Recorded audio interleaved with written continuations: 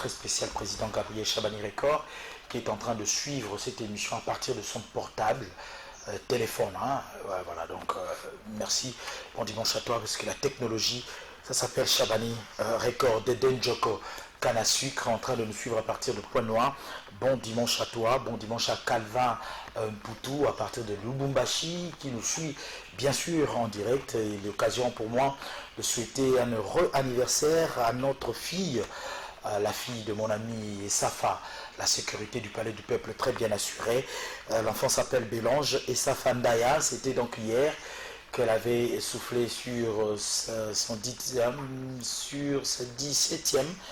bougie, voilà, je ne m'abuse pas, Bélange et sa femme, bon anniversaire à toi et bon anniversaire anticipatif à mes deux mamans, ma mère à moi, Julienne Bongonda Ilonga, c'est pour le 5 mai, et aussi la grande-mère, la mémé de ma fille Patricia Bongonda Bangato, mémé Suzanne, ça sera pour le 5 mai aussi.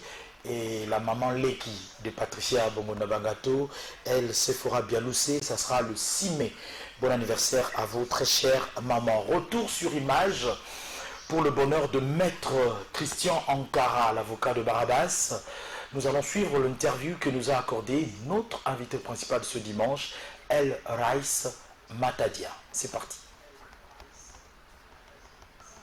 Un autre plateau, cette fois-ci c'est pour recevoir l'invité principal de ce dimanche, El Rice Matadia, comme annoncé à travers les réseaux sociaux. Oui, toujours avec les gestes barrières qu'il faut observer. Le port de masque qui est obligatoire parce que nous avons déjà atteint le seuil de 500 cas en République démocratique du Congo. Et le gel hydroalcoolique qu'il faut aussi appliquer, et ben c'est sous ce signe que nous recevons l'artiste El Rice Matadia. Oui, bonjour. Oui, bonjour, Joey. Tu as remarqué distanciation 1 mètre, c'est dans les bancs. Je pose un apport et un masque. Au Kolongolango, c'est quoi? Bien. Alors, il était à santé dans les années. Oui, je vais très bien par la grâce de Dieu depuis à travers Vanessa Soutenara pour des gens comme vous. Donc, ça va vraiment. Alors, musique, nayo, artiste et musicien, nayo, non, nous bakimité. Non. Yo non connaître baka. Naïvi, mais dans ces premiers temps, on a bien, donc on a bon. Donc yo longwa no za ezangongo yo bakoma bien tenayo. Si, tout le monde parce que y a jamais eu de filmer sans fait, donc moto oui pesa kana se mona ba milingi kolo.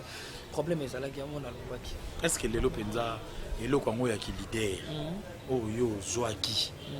Est-ce que lelo penza ozo regretter te? Je dirais ceci. C'est pas facile, hein? C'est pas facile, mais je dois s'y mettre. Donc, on a choisi. Et puis, ils appellent destin, quoi. Il n'y a pas de roses sans épines, donc... Mais jusque-là, ils ont des épines, hein? Série des épines. Dans un premier temps, je dirais oui. Ouais, je dirais oui pour Nazo Sibir Momuke. Mais on est là toujours. Mais on a quand même observé un silence, hein? Il y a un silence depuis quelque peu. El Rice Matadia. Aza penza les sous-visibilité avant de azo taper masola batumboli pété azo défendre pété elle naie pour comment ba elle comment ba elle génération na bino mo belé baza bango bato faire ba sous bato fali sous bato inconscient silence na yo ezadia quoi silence na ya jo eza plus na tala ki moni média ya Congo boza moi qui le bateau bosse à la moussala normal au besoin de cabisso d'artiste et bien il va rôle la communauté. Si vous partez à l'étranger, au moins un artiste il y a un temps où il y a pas de journaliste soit pas chroniqueur bah paye ça vraiment pas valeur et puis bah question normal au ça la gagnant monta qui est parce qu'on fait pour plisser moto et chez nous c'est un peu contraire. Na tchali moi point na ba interview belé surtout à net je dirais au moins la gagnant au salle interview normal pour le but comment mototé autant comment mototé mais titre bâti il y a pas connerie na bango peut-être pas au nombre de vie na bango ba gagner je sais pas si le win ba zona yango et ils ont appris la question mon bête question mon cas ibanda ça fait une année un an je dirais quelques mois ils ont quand même question dès que kuna au pesa que na mona yi too much on a ben non on a tient point attendant ça interview à net ceux qui artistes ont évolué mais na mona ils ont encore évolué na bien évolué bien mais on a fait la pour ça il y a ba journaliste c'est pekaka au bazar mature au baby rôle ok. na bango. Ah, donc ozo condamner certains amis de la presse Voilà. qui ne vendent pas, Voilà, selon les eux, artistes. qui ne vendent pas les artistes. Mais je pense que l'artiste peut fois ça na valeur pour battre Voilà. pour artiste c'est pas ça na fait, valeur te kendeni. kozala na bavaleur neti ndenge nini omoni biso lelo po tokoma danger ezalaka bino nde bosalaka biso parce que ntango opresenta biso devant bato kopesaka biso bamakambo oyo boye oyo mosusu tozalaka nango te mais eyaka par rapport à makambo ngo nde kopeselaka biso yango donc fo oyeba ye mosusu artiste oyo nayambi fona solani boye fona solani parce que omoni telo emataka kitaka na seconde donc okoki pose nga question moko boye eza nango normal te nakozwa mpe motu mpe eninga na air mo nalobi mpe mabe. Quand est-ce que Koma Leki, enfant adoptif, il y a général de Fao? Qu'est-ce que c'est dans ma case? Mais c'est depuis longtemps. On a déjà les Kabakulu tout le monde, ça va bien. Et oui, il y a eu ça enfant adoptif. Enfant adoptif. La général de Fao. Parce que série à Big Star, à Kinshasa, Matadien, non, on ne pouvait pas parler des Matadiens. Non. Le général tout grand qu'il est, aujourd'hui, ceux qui ont un ban général, au général à Gotanga, Combo, très facilement dans mon Matadien Zanakat. Appartenance ethnique? C'est un papa d'abord pour moi. Je l'ai connu il y a cela 4 ans, qui était solo libre. 4 ans ou 5 ans comme ça. Okay. Et avant tout, il recevait tout le monde à Nairobi. Il se fait que solo la paix. Et ça, la go comprend que non. Ah, moi, dans un Mathieu, comment respect. Alors, il y a un préféré vraiment. Et par rapport à service que nous avons rendre, entre parenthèses, moi, sous ces été même. Au moins, il y a 5 jours de service, mais il y a des corrects, il y a rendre. Même si il y a un peu de temps, mais il y a un peu Taba Michel ne va pas mon training mon eloko batume et finalement avec idée olone loko na est ya makazi oyo ndire Kinshasa penda penati s'il faut que donc yo sou balmi c'est tout to betali so na yo même até ya ba clip même até ya banzembo ya ba featuring il faut to tiko nanu okende koleka par Lubumbashi okota Tanzanie okota Kenya so koti Kenya te Tanzanie te Lubumbashi te rien. Tu as les canards peu verts, récipient dans les caguettes. Les canards, les colons, les Turquie, Belgique, Paris, les qui ont qui est en Russie. Donc en fait, c'est ça la vision. Dans l'ingami, que ça la différence na baninga. Au moins, biso ba jeune le loné tobima, ba jeune sans appui. Le gars ba biso ba ok non. Faut na image mo boy. Tant on a compris non azala déjà bana tout nengi. Il y a un système de jeunes et et je suis très content par rapport que non ce bambou que le Tanzanie, Kenya, Ouganda, les leçons à Kiti à partir de l'aéroport de l'Australie que non, comprendre que non artiste et musicien et ça me fait vraiment du bien et comme ça on a le lien noté mais et tu as un sikamoro et à l'aise quoi. Et c'est grâce au général de Fao, Nemuto, avant de Samakuna, Naba Kisho Yokunda Pekuna. Mon ami, rien à voir. Les bons dieux là. Un mètre nano. Pour nous, on a payé. Tu es dans bien. Nous avons les 17, les 18, le 18 mars déjà nous avons écrit. Après concert, nous avons le 8 mars na Kendak. Le 18 déjà nous avons. Puisqu'on en parle le 8 mars. Tout en général, moi, tout appartenance ou en général, est-ce que ça la biso moi général paye? Yakala tout, il y a bleu na Jessica. Yakala. Vous rappelez biso Big Star Yakala. Papa ye poni okimina koyo. Papa ye poni okimina koyo. Likamoto elie salas. Et à ce moment-là, moi, je me lève dans mon lit, papa à l'époque, mais c'est na solo pour le ba, mais c'est ba kita mon ki. Wili natina liombo te namboka ya matadi nalingi ya lelo komi sole ya mo wili papa mpenga na do mo kala est-ce que tu rêves papa boni otiki na koyo papa boni otiki na koyo likamoto baye maya opalanga na mbongo okiminda kona yo otiki bana bayo anya kobokolo bango papa ya bana nakima baboti te banga na ndako oferle lo nga mona nakima baboti tobongisa na malembe papa ye ayolele Voilà, ouais, les pour comprendre tout ça, il dit la musique, ils sont européens.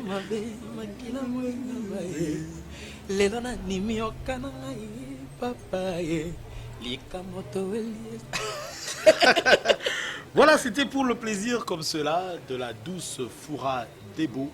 Merci de nous être très chers en ce énième numéro et à partir de Canada. Moulou Bananga Imoko, s'il vous plaît, je la réclame, Moulou Bananga, Clarisse Biata, na Ottawa. Merci de soutenir particulièrement cette émission. Tokene Gota, la maman, la papa, na avenue Ngabenge 42.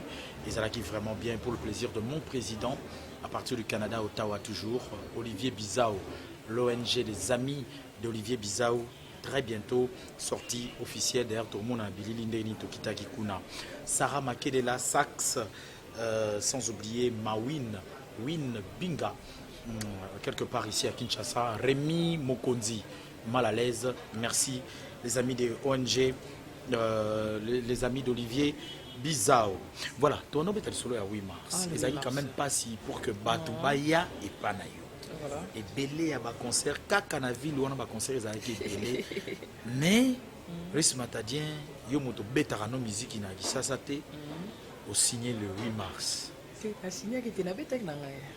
En fait, n'avait pas la musique ça par rapport à la musique dans la la mannequin et les gens apprécient vraiment beaucoup et les qu'il a un peu battu mais ça là on est donc ils allaient moi l'eau moi si quand même ça battu et tant dans ta concert j'étais vraiment sûr de moi que maman ça les ici bas vouloir démarquer ba combat mais ça a vraiment été n'habité j'étais très content et je tiens à remercier tous les gens qui étaient là la soirée Nakata répertoire na yo répertoire nini ezaki de rêve. J'avais Paradoxe, Mes larmes, et puis Africa Monja, Pakebo, 4 titres déjà. Peut-être Son écoute na beta qui était là, Kitoko bébé na nozali, palala palala. Et on dit na beta qui vraiment té. En dehors on a yoka kuma bakolo to mingi. Tiraki muke otobenga déjà propre pourri. Donc na 5 parce que na maki ba autorité ba te belé. Et belé ku ba benga déjà les honneurs ezanga été. Izalaki wana fief mais il onde zangaki eza ok ça fait tezalaki Jack Pema mon amour moni on tezalaki nango non ezalaki Natacha Molate bazalaki na bayebi ba Patrick PM donc nayimbaki na mbeba te belé na mbeba vient na Fokofolo midi et toutes les chansons je chantais toutes les chansons mais est-ce qu'ils a peu possible nandoule na yo interpréter préféré avec un cœur ouvert, sans problème, sans polémique. Non, avec un cœur ouvert, je répète. Donc sans polémique, on a un thème. Si tu as un prince, tu as un tout ça, la fierté de la musique à Congo. Net ici, qui nous interprété, ça n'a pas le retour. Si, il n'y a pas de problème. Voilà, alors ça sera pour le plaisir de Milka Wenge. Bon rétablissement à toi, Patrick Mbaya, pendaison, Patrick Mbaya, Marius Monama. Oyoka. Chapema mon amour, moto afirma me kakae, nalopoko nalita mateo, nalopoko nalita mateo, atakamne ya sespines na kanavola mokwe, pasi palana poyao, nakangamara yo chatembao. Na boya ba sembla na bolingo na ngaye pemba na balinga se iningara sangi potala na reto mila avec cœur ouvert yomogolo baki yango mais avec un cœur ouvert wana jusqu'à présent nanu ozui initiative té ya okene koluka soit Blaise Mpolo tout cela on va parler de quoi non le ah non au bimisi Evre na par exemple au pesa bango pour ba pesa président Ferré pardon Dieu là c'est pas non moi qui m'a problème songa ngai mais yozano cœur ouvert non avec un cœur ouvert donc ça sert à rien tant ça sert à rien faut t'expliquer tout bien et ça non important c'était parce que basa nango besoin te kena présenter mon ba Evre nanga pour ba mona ngo so ezaki mona pour ça msu banga ba témoigner ta na télé que non jeune frère na biso azala ki en tout cas félicite basa la ngo te o esenga basa la ngo to mona pe te o ka donc Avec un cœur ouvert. Omoni yozo bakisa makam. So ngana lobi apo ebisanga to to. Na ba bete na bi olinga na lingi. Donc wana conclusion nango na logique to olingo lo bananga ike lokwa ba lingi yote yo po lingi bango te. Mais bon to sala ba samblani to linga ni te to linga na te to tika la bon na po ne to sa mais sala c'est tout. Mais na oyemba a cœur ouvert. Koyemba za na Evre. On est à Evre.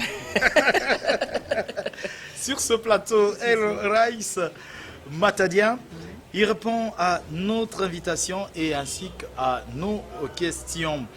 Alors, concert à 8 mars, je crois que Toko a mon extrait. Hein? Tous ont mon extrait avec la permission, bien sûr, de Merlin Boutonté, Merlin Oyabiso, il y a preneur de vue. Mon côté, na forme, il y a honorable Nemwanda Ntseme. Voilà, donc Merlin Boutonté. Voilà. 8 mars.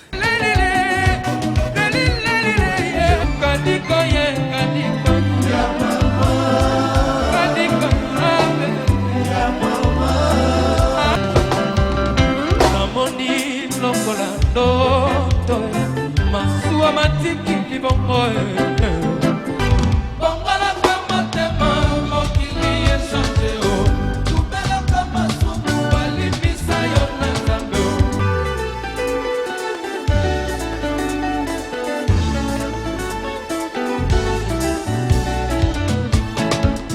abele bapasi ya motema mama aleli na kata kutu sheri osala ngai nini ye makomisobe absence na yo epelisi ete okitela susi na motema na ngai matanga ye na ngambo na ngai sonte ekomelinga lokola elenge mafuta tabalia na moto mobimbi elenge fritele na mayonese tokeco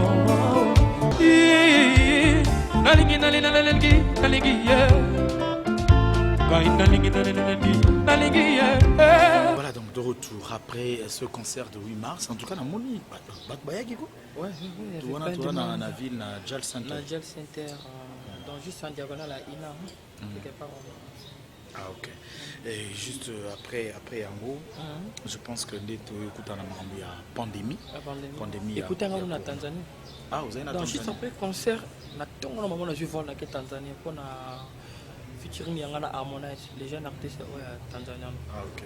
Azap na mon niveau. Ah, na Tanzanie pas yebani. Après Diamond c'est lui. Ok.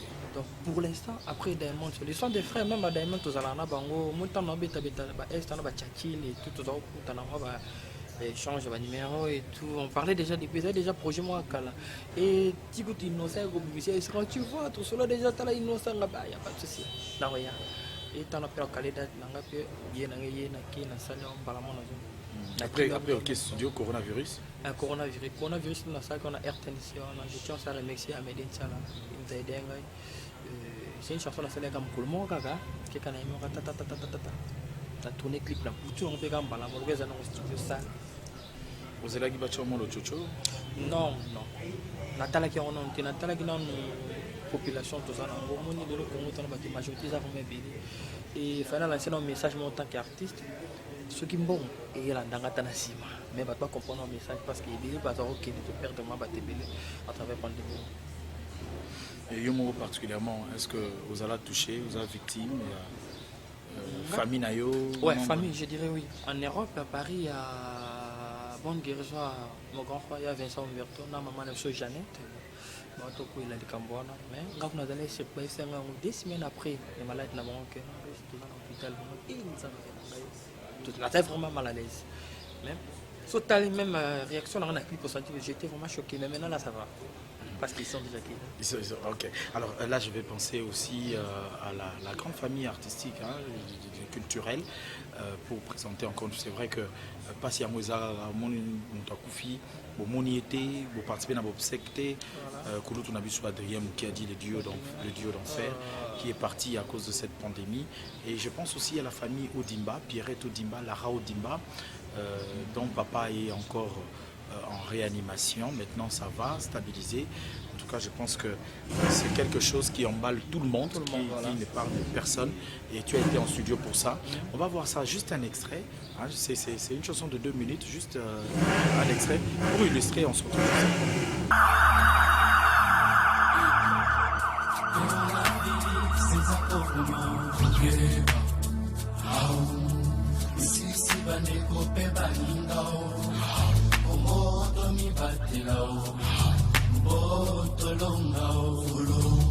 eza masano te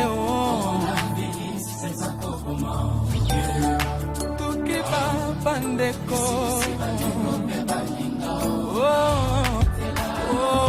Voilà, voilà tout ça qui beaucoup na moi, hein, nze moi mawa par rapport à l'actualité. Et so tali style bete musique en moi non magasin de ma corona mais ma gueule les a caché la casse. Mayo konga. Pakebo. Maman d'abord. Osel ba featuring moi barumba, ibele, banino même sur moi baslo, mais pour obliger boter manan. Tobina non. Parce que c'est nga kiris. Ah, yo c'est des tikana. Non, tu peux même le roi de la foule ça nga tikana c'est. Beaucoup pour mon ba. Té. Pa. Mais est-ce que Zobeta risque ma est-ce qu'il n'y a pas beau à Tipenda, DJ Russell, Nzambia, DJ Zobeta? DJ Russell, DJ Abdou, Bango Teskaza, na. Ouais, toujours compatir toujours, hein, DJ Abdou. Ensemble de ses prédicateurs. Et maintenant, on pète en haut déjà. Mon cas, pandémie, on est pour channel, m'a menacé. Mais ça déjà dans mon pépé, et si le bêta, tout le monde se retrouve avec Pakebo, donc partout dans le monde, Papinganga, partout. Ah, félicitations. Clip, mélodie, danse, vraiment qui tout quoi, en tout cas, c'est trop professionnel. Ce sont les mêmes animateurs, vous en avez un J'ai Sabina, j'ai encore Rach, il y a Ranger, il y a aussi Mangoudi. Maintenant 4. Baza 4. Alors le projet que tu as après Pakebo, avant Pakebo, tu as qui na Paradoxe, Africa Moja. Et ça a battu. En solo, en solo. Le projet d'un album finalement arrive quand? Pour l'album, on a checké vraiment. Oui. On a mis pas tout. Il est l'autre mot ça l'album peut-être pour le sentiment que ça l'album automne ça c'est mais contenu on se retrouve pas. Et on gagnerait on reçoit l'album prêt année c'est déjà la Congo était commenté le musique le comme ils a la coulba facile de tout ça là on va avantage mais et musique le l'autre mot ça là on plus pour la plaire pas tout miteka yo moko ouais mon pesa ba kilo moko est-ce que vous liande na mon contradiction moko musique ya lelo musique ya lelo tout mon ça là pour na ko plaire pour na ko miteka est-ce que kolia kanyaka c'est que yo liaka na ba coupe na on Tanzanie na ba Kenya et beaucoup ba musiciens no ba liande kanyaka lelo est comme plus na biso artiste congolais peut-être contraire concert mais ba concert on beta ma sauce neza la ki liboso ils a la sauce ndengo na te bref au monde lelo que no artiste pour ça l'album tout naïf comment artiste pour ça l'album même sur le pas même sur 20-30 000 $ pour somme on dit tu as l'énergie non 10 chansons 15 chansons ah avantage ça na Congo pour te aimer la rabat que si moi 5 000 7 000 8 000 ça l'album mais côté ka œuvre non que non musique là on a ça na te ka non et on a ben na ça un mélange de styles pour élargir l'horizon par rapport à la capacité à savoir faire la na ça moi mélange de styles donc na ça la roue na ça na ba former album qui na ça l'album en tout cas petit là donc qui va conclure que Riss Matadia a expliqué que Mouto a gagné 1 million de vues a gagné la année Pamba Kanyaka za na ngote c'est bon bien 1 million de vues que non ba batalio ba mais 1 million de vues nous tous bien entre nous te dire par rappel to booster rappel est-ce que sur bim sinté mon type no ti on a ta o le ko chelo mo ti ka ngefana na o kutango ina na sur 5 000 donc nako booster et ça ordinateur mutazo non en fait et ça YouTube mais à ça la publicité partout où ba ébuté dans un internet peut-être na ba payer transformer tout monde que non TV ça na YouTube na ngo zotala autant nti musumu na pas nti mo ne bimio na so intéressant la la mettons Hollande wana ndé aux mbongo voilà d'autres baba mais il y a quand même tout ça la parenthèse tout ouvrir parenthèse parce que toujours réfléchir par rapport à la réalité il y a ndule na biso réaction na yo cause la ndenge nini à chaud pendant que tu es na plateau comment on a artiste de la génération na yo parce que vous avez génération moko na ba robino ndibu alors bah par exemple que la réalité à l'élo à l'équipe vous avez soit akoleka na succès na éviter koleka na tending tenga ina na réponse au bosolo bi et bongo eza mabe pardon on a compris yosko to lobi bongo eza mabe na bi bongo eza mabe par rapport ngala zuela peut-être un susu akobi ça fait ntembo ke non ntembo ne qui a vie na biso susu na nombre de vues il y a un problème nombre koleka na nombre de vues et nous on va koleka artiste wana il obi bongo da yo lelo so aujourd'hui yo lelo so sali morceau mo pesio 1 million de vues pourquoi se permettre au bac non na legi wera na kolo bac na leki les rois de la forêt na nombre de vies na succès na koyeba na te est-ce qu'il innocent les so tali innocent à plus de 80 000 na nzemone ya yo pe ba pesa 80 000 est-ce que le balanga qui innocent les qui les véki fallait pas l'équipe peut-être le nombre de vies en disant mon aïe mais na makambu l'équipe à sa quota donc à ça la trop tout mélange à makamuté ce que le but que nous l'équipe le nombre de vies c'est un problème t'es comme ça et ça normal la l'équipe le nombre de vies ça fait quoi pourquoi le lobby voilà parole de El Rice Matadia nous allons revenir sur image cette fois-ci ça sera pour vous proposer Pakebo. Nous allons voir le générique Pakebo. Beau jugez Binomoko s'il vous plaît. Ça sera pour le plaisir de Yawili Moucheni, le véritable code. Et Amboka, ça sera pour le plaisir de Siméon Moussindon, de l'architecte hyper intelligent. Toko Bossana Bongote, l'avocat de Barabas, maître Christian Ankara, l'ami de l'avocat Taylor Vandam, le géant catalogue, maître bienvenu Faso, maître Junior Mossei, mon avocat personnel. Pour votre plaisir, Pakebo, c'est le générique de El Rice Matadia. Jean-Denis Roger à maman Karine Kapoya. C'est la terre en bas, on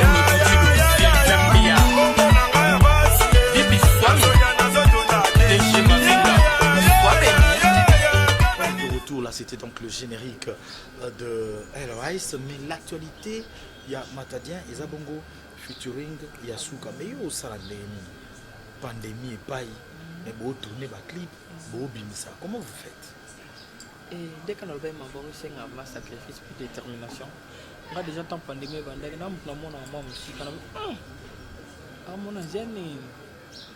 hey guys, come my bro, come my G. I said okay, no problem.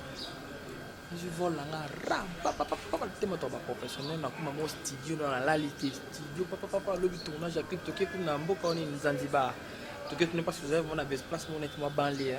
Donc mes amis important tout qui te tourner la zone est Dar es Salaam to si na tiki bango batu monter na raki na ko koma mbala moral kangi pe roko donc ayoka déjà Africa Monja bien si ça ayoka déjà kala parce que c'est mon Africa Monja na sala promotion te pour dire mais ekota na niveau mona ngamo juma ayoka ngo na bamboka na niveau te ils ont déjà pourquoi tu ne peux pas chaîne on a YouTube na ndenge na bango c'est quoi aux autres travailler dès pour que pe Africa Monja ko taper na kin pona en fait Nazareth Nayaki mais je dirais ceci et je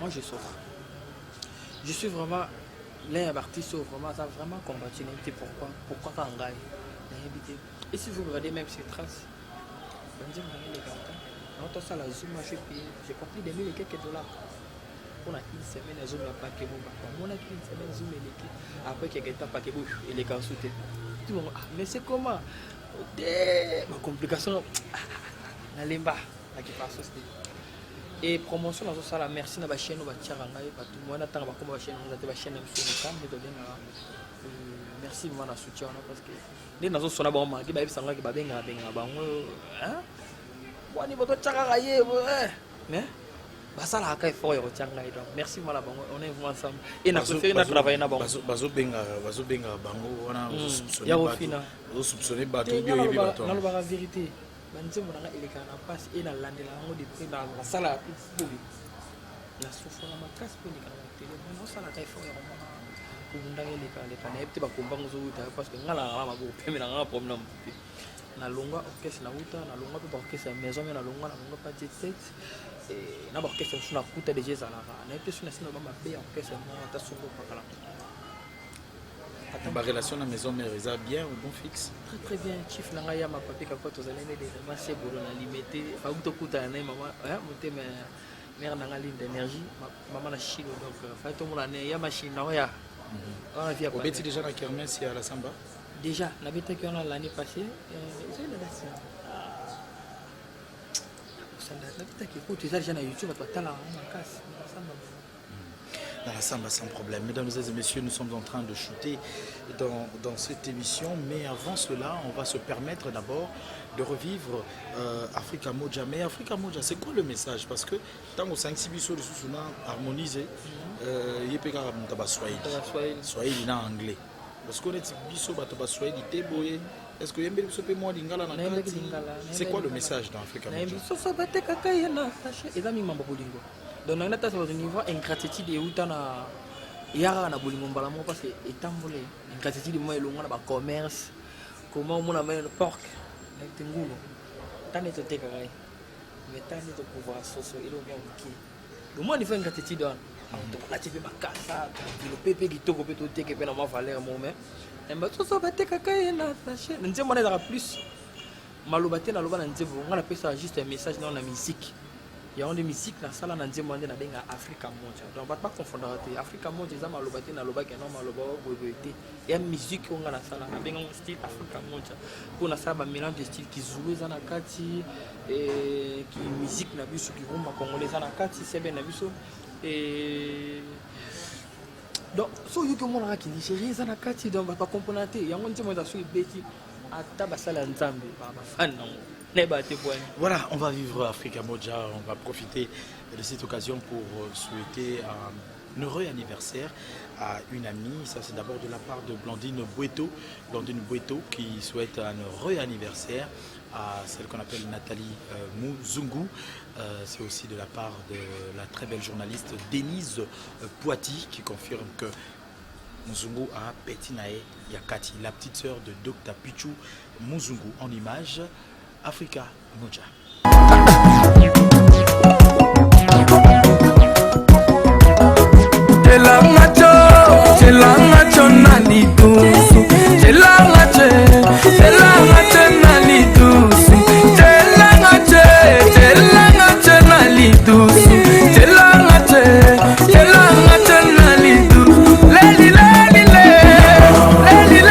Voilà, de retour sur ce plateau. Présentement, vous en avez un projet vous travaillez sur. Dans un premier temps, mon projet, il fallait que je devais être concert. J'étais prévu de être les 30 et puis le 1er mai, dans Nairobi, mais suite à la pandémie, donc tout cela n'a pas peut-être pour son nom. Il faut être concert Africa Moja. Donc tout ça va rester révélé, avril, vous allez harmoniser, vous allez. Et l'invitation, mes amis, aux politiques, ça, ça l'a engagé pour nous dans le domaine, on a dit, on a dit, on a été. Il faut que non, je crois que c'est mon boy Sylvie, les Capona, c'est tout. Et l'album, tu dis, tu suspends, vous avez vraiment la dans un premier temps, on a vendu non, ceux qui n'ont pas la promotion, ceux qui n'ont pas la Nzembo, qui a solo, na salle les rumba, salle les rumba, na salle les rumba, na BC, parce qu'avec la musique urbaine, tu es vraiment battu. Pour nous, ça a plus tu es na nature, culture, au moins, on est aussi mon amour. Alors, on va se séparer avec Ruiz Matadia. On a été très content de t'avoir sur ce plateau de HD Lengi. Vous êtes toujours très bienvenue. Merci. Sinon, après pandémie, de Rolandayo, on a lieu à Sika à répétition. Mais en attendant. Ah, ok. Donc, dans un habitambo, on a soda le roi de Kamosos. J'ai quitté Kitambo, on est à même n'habité parce qu'on a longo qui pour marcher dans les Parisiens non c'est la natation au long c'est au long on a longo sur qu'est-ce que tu vas faire dans Nairobi parce que linguiste voilà. Alors le dernier mot revient donc comme cela à à El Raïs, moi j'en profite pour vous rappeler que Bobeta Tour a un espace, espace culturel, il y a bas congolais s'il vous plaît, mais Camerounais moko na kati na bango, mais administrateur baza ba congolais, okiko ya tour awa. Aux anaposa ba filmer léo, aux anaposa aussi la film documentaire, aux anaposa il y a clip vidéo, aux anaposa il y a quoi enregistrer album, il y a un studio ici. Bah au pe baza anaposa voyez que la musique ndenge ba beta instrument ndenge ba yembaka ezali awa. Ça s'appelle Awande Art. Nous sommes à Bandalungwa sur Kimbondo, référence hôpital Aner. Le tout dernier mot pour cette émission revient à El Raïs, Sololana, public Nayo, Bantala aussi. Ouais, bon, je tiens à remercier tout le monde partout où vous êtes. Donc, monde entier, la table terrestre en général, c'est votre humble serviteur. Je suis là, soutenez l'orchestre, soutenez-moi. Vos chansons sont là. Et abonnez-vous aussi massivement à votre chaîne qui est la LRS Official TV. L'Instagram, c'est toujours LRS Official. Et Facebook aussi, idem. Je vous aime vraiment beaucoup. Vous êtes tellement nombreux, il n'y a pas moins de citer le nom. Je tiens à remercier là où réside le cœur de l'homme. Moi, je l'appelle Mazarakash, Madame des Momo. Manini Mazarakash, Madame. Madame veut dire Madame. Mazarakash, Madame. Madame. Donc, des moments. Dans nous sommes à London, on a fait ce beau TV. Et je remercie tout le monde entier. Manakim, Yakarim, je suis comme développer. Et je vois mon ami Michael, Michael, je te salue. Il y a mon collègue qui est Natacha Monaté, donc Patrick PM, les gars, il est toujours pour la. Voilà, c'était aussi pour le plaisir de Natacha Moananteba. Bon dimanche à celle qu'on appelle Lauriane Azaria Kitengui, en train de nous suivre de quelque part à partir de son domicile. Merci à toi.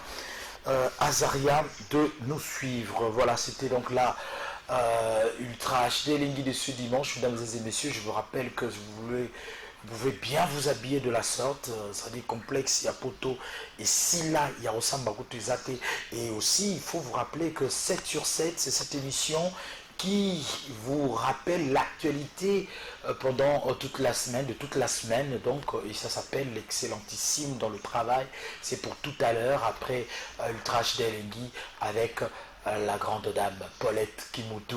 Le savoir-faire, c'est Congo Web Télévision, le choix même dans le journaliste, nulle part ailleurs. Merci au très spécial président Gabriel Chabani Record. Peter Khan nous habille très bien, vous pouvez vous en procurer.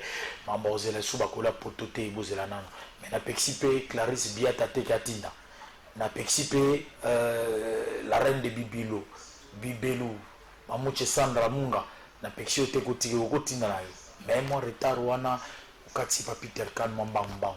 Voilà, on est là à Pangwa, Miradi Matadi, Papa Kamale, le personnel de Peter Khan, merci de nous être très utiles et ce partenariat gagnant. Bon dimanche au directeur général Papi Mandek qui vient de revenir. Vous avez aimé cette émission, dites merci à Maurice Gigandour qui a été le maître incontournable au four et au moulin pour la réussite de cette émission. La rediffusion de cette émission c'est cette nuit déjà, sinon demain lundi à 13h30 en rediffusion, et vous pouvez nous suivre sur les réseaux sociaux via notre chaîne YouTube. Les suggestions et remarques pour nous améliorer du jour au lendemain sont les bienvenus à travers le numéro affiché sur le bas de vos postes téléviseurs. Mesdames et messieurs, bonne suite de programme sur Congo Web Télévision. Moi je vous dis bye.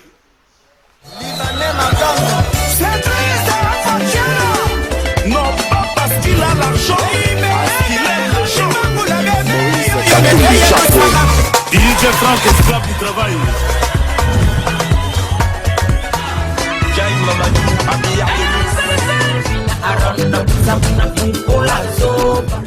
Yataka sema